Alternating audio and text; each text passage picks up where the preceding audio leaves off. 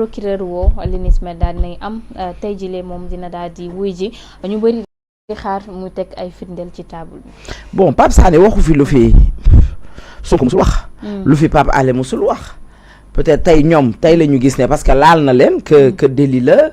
que li mu def dafa rëy alors ñaata temps la fi premier ministre bi toog di wax ci nit ñi Pape Alé Niang même chose ñaata yoon la fi génnee loo xam ne peut-être waruñu ko woon a génne. Je pense que li mu wax ni nañu leeral parce que moi ce que j'ai entendu ci seen genre site yooyu di wax seen télé yooyu ñu ne que Pape Sané li mu wax c'est un homme d'affaires ils ont pris la photo de Abdoulaye Sylla def ko fa te dañ ne koo xam ne dañoo tëjoon ay comptes am Abdoulaye Sylla dañoo tëj ay comptes am ba je pense que dàq na plus de 1300 wala 1500 employés looloo indi woon waa jooju dem buntu kër yaayu Ousmane Sonko di fa truquer son ras-le-bol son amertume et tout di ko fa def bon li ko indi mooy dañoo depuis ñoom ñu ñëw ci nguur gi dañoo bloqué ay compte Abdoulaye Sylla et quand ce site-là wala ces gens se permettent de prendre la photo de Abdoulaye Sylla et de mettre ça et de parler d'agriculture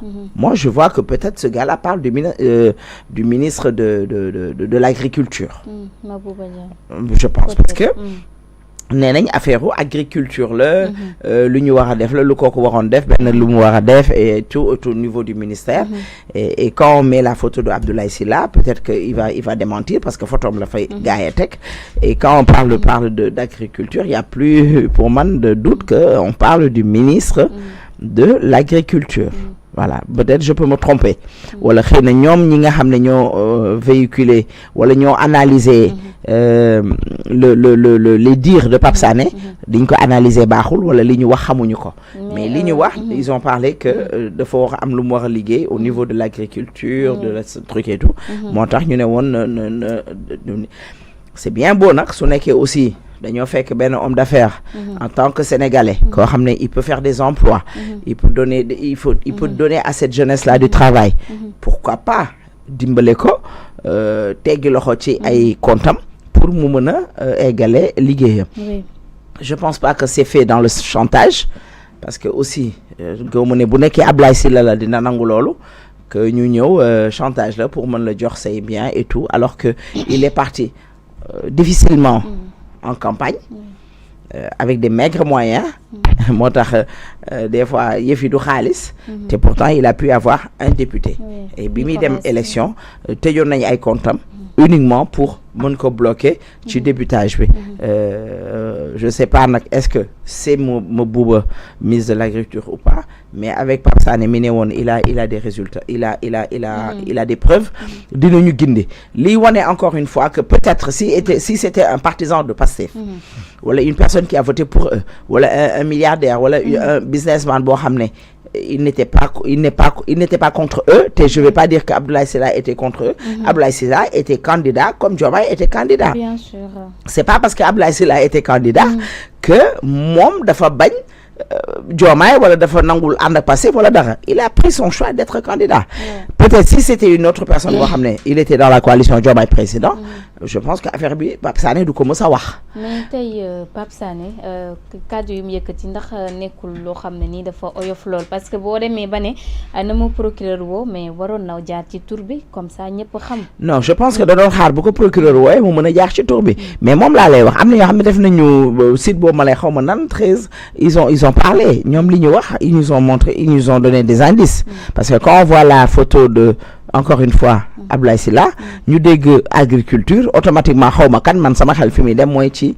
ministre de l'agriculture Mabouba foofu rek laay dem li ay raisons peut-être dina ko xam j'ai toujours dit que on a un gouvernement qui travaille dans la dictée préparée un gouvernement qui est auprès du premier ministre je pense que Mabouba deful dara loo xam ne Ousmane Sonko yëgu ko voilà et je pense que si c'est avéré que dafa am c'est du jubbanti je sais pas mais si c'est un homme d'affaires boo xam ne mën na dimbale état boobu mu liggéey jox jeunesse bi liggéey jox ay pères de famille liggéey la ko daloon ci ñi ñu tëj ay comptam ba mënul fay dina mën a fay ay nitam bon je pense que c'est quelque chose de bien tout le monde est sénégalais. Oui. Le président Diomaye, c'est le président de tous les Sénégalais. Que tu aies voté pour lui, que tu es d'accord avec lui, que tu es contre avec... mais Pastef nga gis ñu ñëw fi nga gis couleuru kii bokkul Pastef warta am marché ci Sénégal.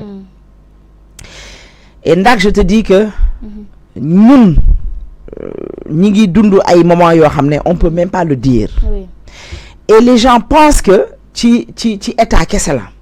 Que Ndeye Sow àndut ak état elle peut plus travailler avec benn ministère. Oui. Et li ci metti c'est pas seulement avec l'état, même dans le privé. Parce que privé bi tey dafa bëgg di liggéey ak état di gagner ay marché ak état di lëkkaloo ak état ba tax moom tey man su ma demee ci moom du liggéey ak man. Mon pays va très très mal. xaw ma xam comprendre nga li ma wax. Bien sûr comprendre que y a les Sénégalais et les pacifiens. Voilà, il y a les Sénégalais et pacifiens. But les Sénégalais yi nga xam ne ils doivent travailler avec les Sénégalais qui ne sont pas pacifiens ñemewuñ koo def. Même bu nekkoon da ngeen a am relation seen relation yàqu na dootuñu ñemee yow wax ak yow téléphone, peut-être dootuñu la fréquenter, ainsi de suite. On vit des moments difficiles en tant que Sénégalais bi nga xam ne ànd ak régime bi fi nekk. D'accord ak régime bi fi nekk. nee nañ seen dénoncé kat yooyu di nekk ci buntu ministère yi nuñ tudd. lanceur d'alerte. Ndeye Sow va dans un ministère ils disent partout que Ndeye Sow dem na ministère alors que Ndeye Sow elle a le droit d'entrer dans ce ministère là. Parce que am na lu mu fay lijjanti am na lu mu fay liggéey am na fa marché wala am na fa dossier wala am na lu muy lijjanti kayitu dooma wala kayitu keneen. On est dans quel Sénégal? Et effectivement le PASTEF a fait du Sénégal deux Sénégal. dañuy laaj ba xam ñaari Sénégal moo am Sénégal effectivement ñaari Sénégal moo am ñaari sénégalais moo am sénégalais bi ànd ak Pastef ak sénégalais bi àndut ak Pastef. fii Sénégal ngay gis un ministre man maa ko gis El Malick yow maa la gis ñu invité la télé nga takk bracelet Pastef en tant que ministre de la République. Et maintenant en tant que ministre de la République tu portes un bracelet man ma am soxla sa ministère sama soxla du faju yow nga am soxla seen ministère sa soxla du faju parce que ànd ak ñoom. Parce que moi le ministre m'a montré son appartenance politique. On va entendre le ministre de la santé mu ne ñan la ñuy priorité nan la ñuy prioriser priorité xaw ma priorité mooy les Pastéfiens. Quand tu as une carte Pastef et maintenant ce qui pousse à un jeune ou à un père de famille d'aller acheter une carte de Pastef pour mën a dem liggéey ci ministre de la santé. Et ce ministre-là est vraiment dingo quoi. Parce que moi je peux aller acheter le carte de Pastef gëwma leen du ma leen voter mais boobu bëgg naa liggéey ma ñëw jënd carte bi war la comprendre. Et on l'a entendu, il a osé le dire. Et ils ont toujours osé dire que la priorité est aux Pastéfiens. Comme Pape Sané déjà loolu moo ko dérangé moom.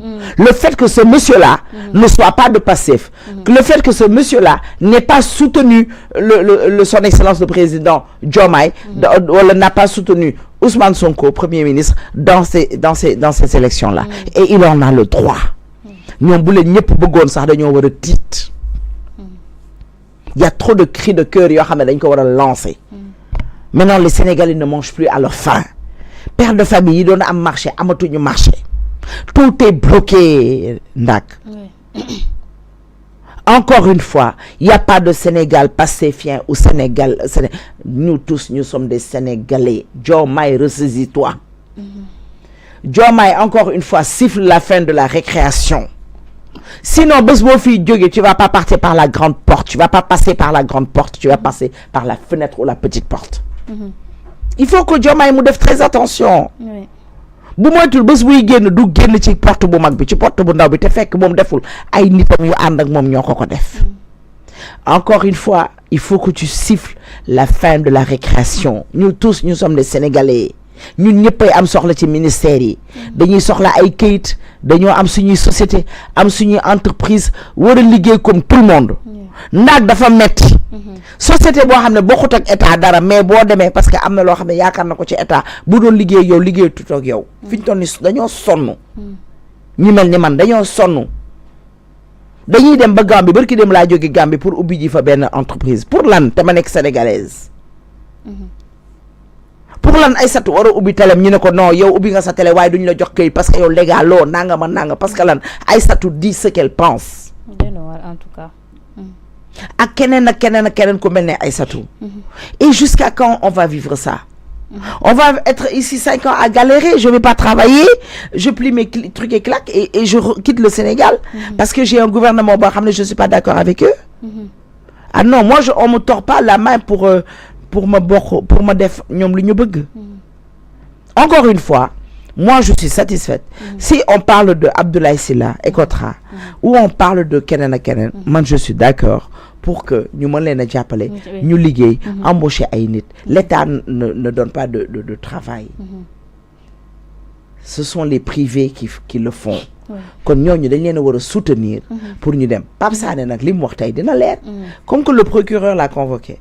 nañu dimbale nag la mu wax ca procureur ba nañ ko génnee gindi Sénégalais yi. Comme que ñoom sax heure bi daan na fekk PV fuité. ñoom seeni jamono daan na fekk PV fuité. am na beneen aussi nuñ ko mën a analyser. mooy que ñoom comme avec le Pape Makhtar Diallo là.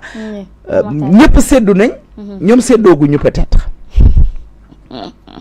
Et j'ai entendu Pape Diallo dire Pape Makhtar Pape Makhtar Diallo maa ngi ko dégg mu ne ñoom gouvernement bu bees bi dañoo jëndal seeni nit ay oto ak i kër di leen may xaalis di leen defal alors que l'argent c'est l'argent du contribuable.